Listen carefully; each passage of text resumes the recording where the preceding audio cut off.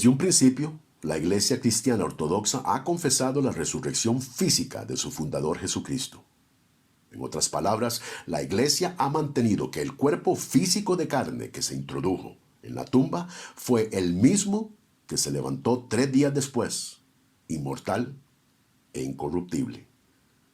La doctrina es tan esencial que la Iglesia históricamente ha tachado de sectas a las religiones que rechazan este fundamento, haciendo que muchos se pregunten si realmente es tan importante para el cristianismo la resurrección física, corporal de Cristo. En los próximos minutos veremos la respuesta que nos proporciona el Nuevo Testamento sobre este tema. En el Evangelio de Juan, por ejemplo, cuando los judíos piden una señal de su autoridad, Jesús los reta diciendo: destruyan este templo y en 3 días lo levantaré. Los judíos quedan confundidos creyendo que se refería al templo en Jerusalén. Mas el autor del Evangelio nos aclara que Jesús hablaba del templo de su cuerpo, profetizando que sería su cuerpo y no un espíritu el que se levantaría al 3er día. La palabra cuerpo es del griego soma, que aparece en el Nuevo Testamento más de 140 veces, donde siempre que se usa en referencia a una persona, el significado es un cuerpo físico. Siempre.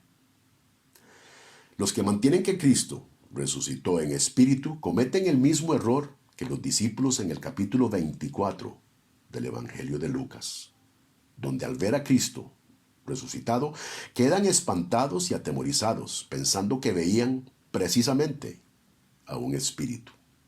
Jesús, en vez de felicitarlos por estar en lo correcto, más bien los corrige, diciéndoles: mirad mis manos y mis pies, que yo mismo soy. Anunciando que un espíritu no tiene carne ni huesos como ven que yo tengo, invitándolos a tocar sus manos y pies e incluso comiendo en presencia de ellos. Al negar ser un espíritu y al declarar que yo mismo soy, Jesús claramente estaba demostrando ser el mismo que ellos ya conocían. Insistir en lo contrario es violar todas las leyes de interpretación. En el Evangelio de Juan tenemos una situación muy similar, esta vez con la incredulidad de Tomás. Tomás dice no creer, si no viere y tocare todas las señas de la crucifixión en el cuerpo del Mesías.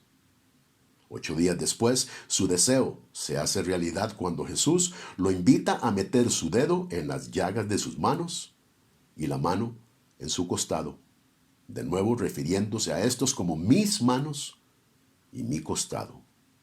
El pensar que Tomás estaba manipulando las heridas de un espíritu es totalmente absurdo.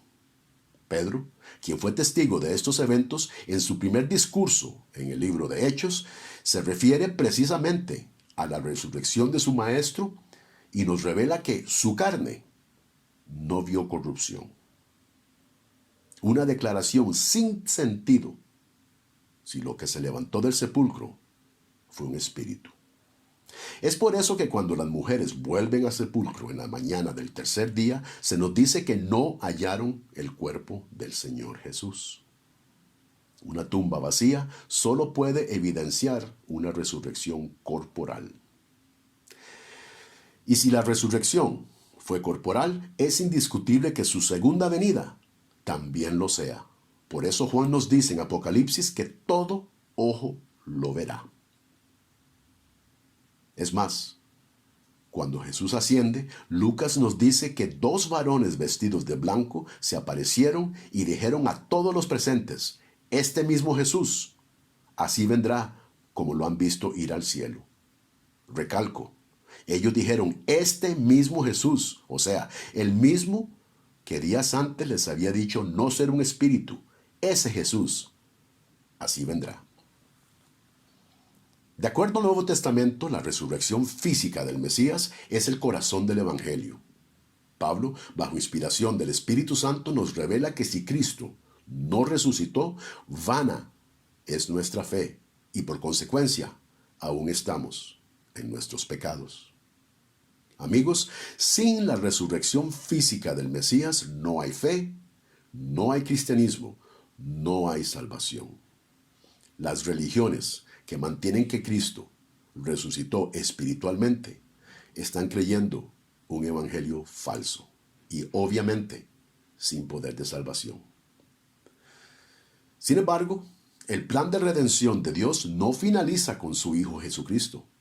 Pablo nos revela que Cristo, como primicia, abrió el camino para hacer posible la eventual resurrección física de todos sus seguidores también.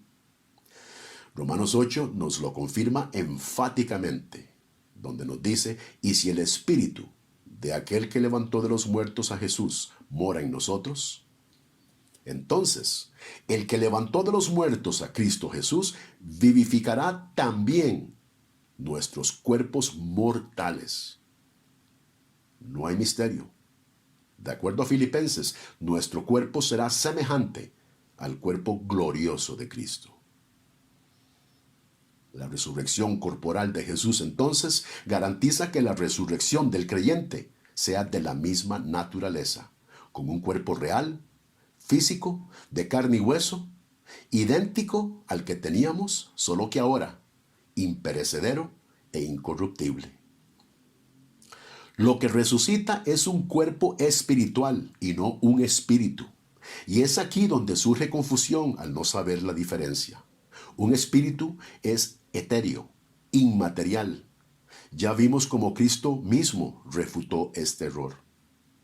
El cuerpo espiritual, en cambio, sigue siendo un cuerpo, un soma, tangible y literal como el del Mesías. Solo que ahora es espiritual en el sentido de que está bajo el dominio del Espíritu y perfectamente adaptado para la dimensión espiritual. No nos olvidemos que la creación material también fue afectada por el pecado, trayendo muerte y decadencia. El plan perfecto de redención también se extiende a restaurar la creación material al estado que ocupaba cuando se creó por primera vez, antes de que el pecado entrara al cosmos. Pablo nos informa en Romanos 8 que la creación material fue sujeta a vanidad y que ella misma será libertada de la esclavitud de corrupción, agregando que mientras espera su redención, la creación gime como con dolores de parto, y añadiendo que nosotros también gemimos, esperando la adopción y la redención de nuestro cuerpo. La resurrección física de Jesús entonces garantiza la restauración del cosmos a su estado original de perfección. Empezamos el segmento con una pregunta: si realmente es tan importante para el cristianismo la resurrección física corporal de Jesucristo. La respuesta del Nuevo Testamento es clara y precisa. La resurrección física del Mesías es todo. Sin ese milagroso evento no hay esperanza de la resurrección del creyente. Sin ese milagroso evento no hay esperanza de restauración para el cosmos. No hay esperanza de la segunda venida del Mesías. No hay fe, no hay cristianismo, no hay salvación. La resurrección corporal de Jesucristo entonces llega a ser el eje que sostiene toda la teología ortodoxa y apologética. Mi nombre es Eric Aguilar para Logos, Ética, Evidencias y Razones. Le invitamos a dar me gusta al video y a suscribirse a nuestro canal. De parte de Leer, les doy las gracias por escuchar.